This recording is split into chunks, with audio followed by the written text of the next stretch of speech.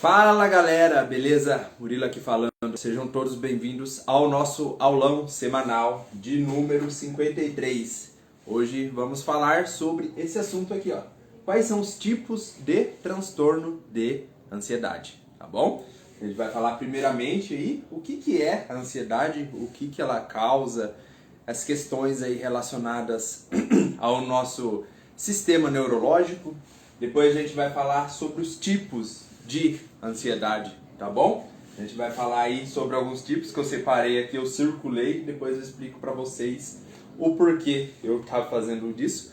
Logicamente não são todos aí os transtornos de ansiedade, porém eu trouxe aí um dos mais importantes, tá? Na minha opinião, o que o pessoal aí mais reclama, o pessoal mais sofre e o que eu vejo aí que tem mais evidência, pelo menos na minha prática clínica e nas redes sociais, tá bom? Vamos lá!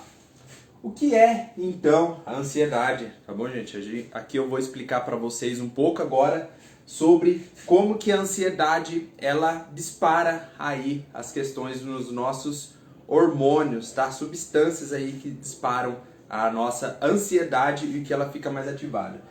Temos aí na nossa mente uma pecinha, digamos, né?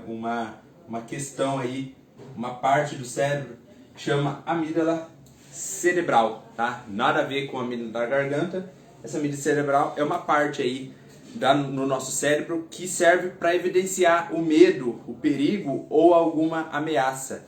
E quando ele evidencia isso, essa partinha aqui, tá? Que são dois carocinhos, assim, ele é ativado com uma fração de segundos e isso passa para o corpo uma mensagem tipo, ó, você está em perigo, você está sofrendo alguma ameaça, então se prepara para alguma coisa. E o sistema nervoso central recebe essa informação e começa a soltar aí várias substâncias que podem aí estar relacionados à nossa ansiedade, tá bom? Então, essa pecinha aqui, tá? Essa partezinha aí do nosso cérebro, ela faz com que a gente dispare os nossos níveis de ansiedade. Porém, essa parte do cérebro, às vezes, ela tá muito hipertrofiada, tá? Ela tá muito treinada, ela tá uma coisa assim que tá disparando fora de hora. Às vezes, vamos supor que é um alarme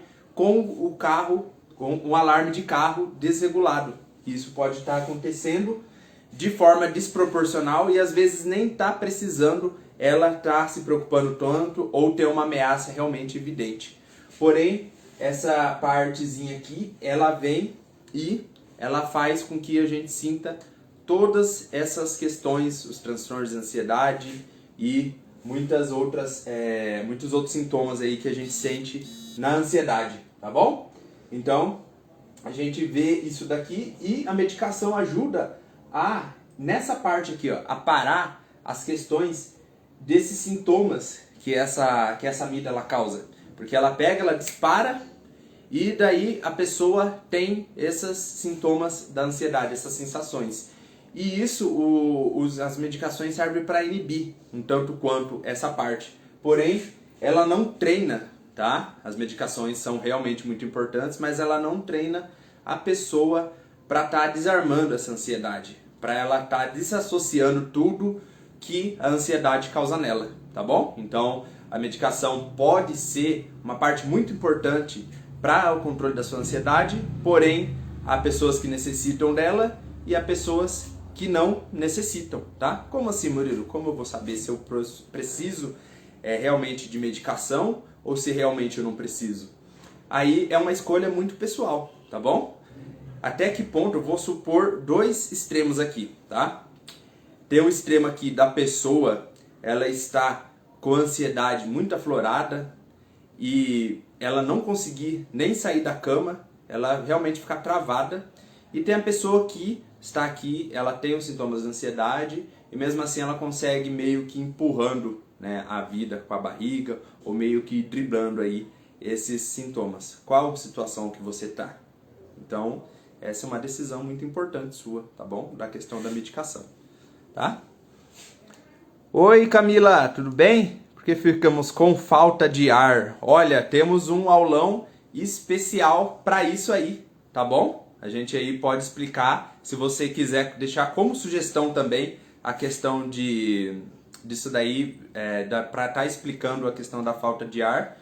A gente pode fazer um aulão específico para isso, mas já tem muita coisa que eu falo sobre a falta de ar lá no canal do Psicólogo Murilo, no YouTube, tá bom? Se vocês quiserem estar se inscrevendo lá, vocês vão receber todas as notificações, vocês têm mais de 800 vídeos para estarem por dentro de tudo isso e eu explico para vocês isso também, tá bom? Mas, se você quiser também, a gente debate mais a questão da falta de ar. Eu só não vou explicar agora aqui, por causa que senão a gente vai fugir muito do foco do aulão, tá bom? Vamos lá então.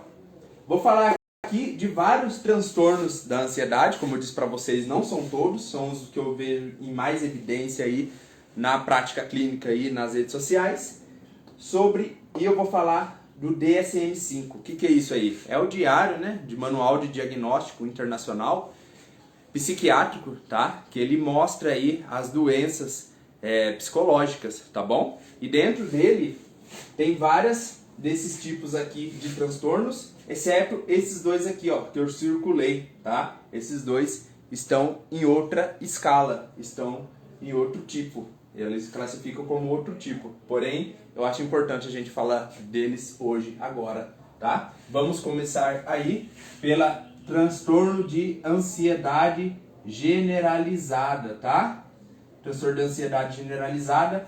Esse aqui é o tipo mais comum de ansiedade, onde a pessoa se sente perdida, ela sente com desânimo, ela sente vários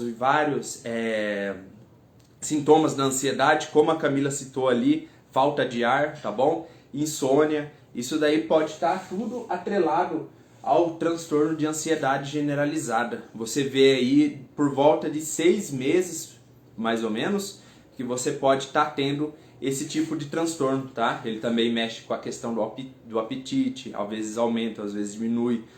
Ele também mexe com a questão do humor. Então, tem muita coisa aí que você pode estar vendo e evidenciando nesse tipo de transtorno, tá? Transtorno de ansiedade generalizada, o conhecido TAG, tá bom?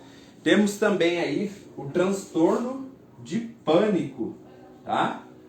Transtorno de pânico, ele é muito parecido com as questões dos transtornos, quando a pessoa está numa crise de ansiedade generalizada, tá bom? O que diferencia o transtorno do pânico e o transtorno das crises de ansiedade generalizada do TAG é que a pessoa nessa parte tem uns sintomas muito agudos, tá? A questão dos outros tipos de ansiedade, a ansiedade ela vai crescendo aos poucos. Já o transtorno de pânico, ele tem uma linha que ele sobe com tudo e depois ele tem uma caída brusca, tá?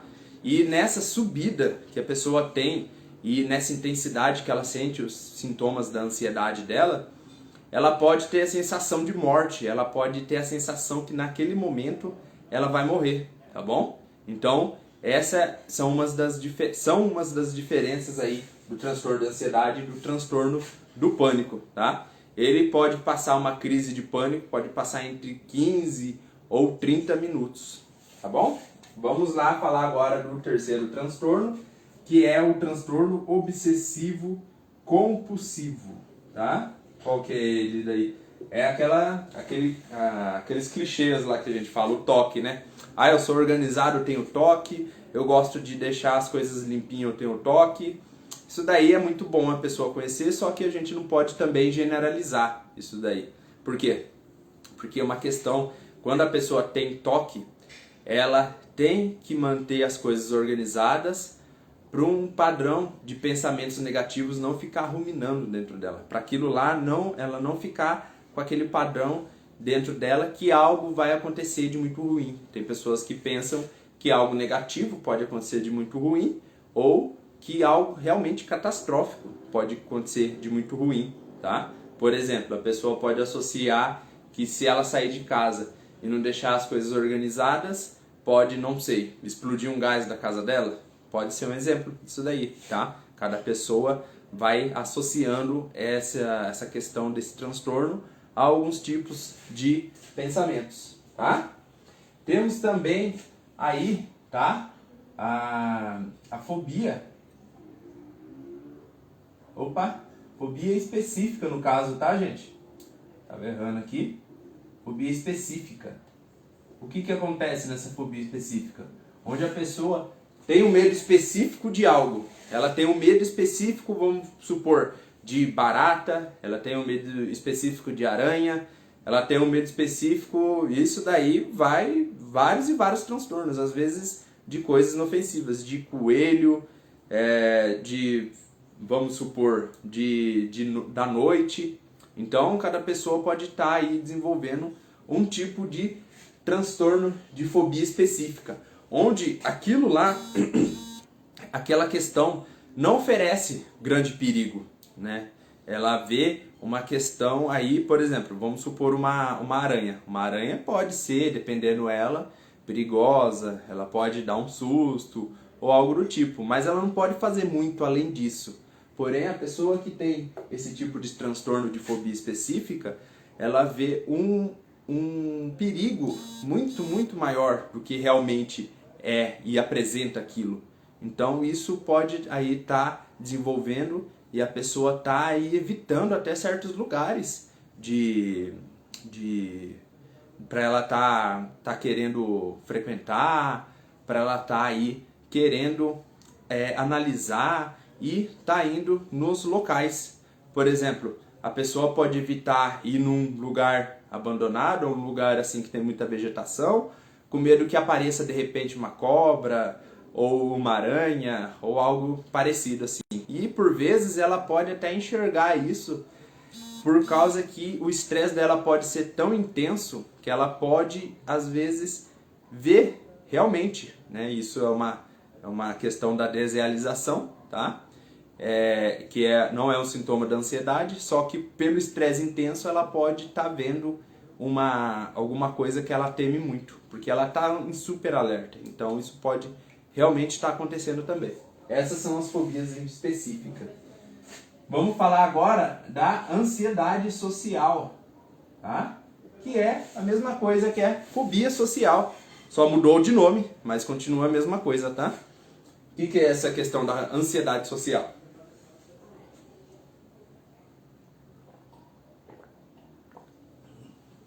Ansiedade social, gente, ela acontece o seguinte: a pessoa tem um grande medo de se expor ao público. Ela tem um grande medo aí de ficar no meio de muita gente, ela tem medo de multidão, então ela evita ao máximo tá aí se expondo por causa de que ela tem medo de críticas, que ela tem medo de passar um vexame, que ela tem medo aí que os outros julguem ela.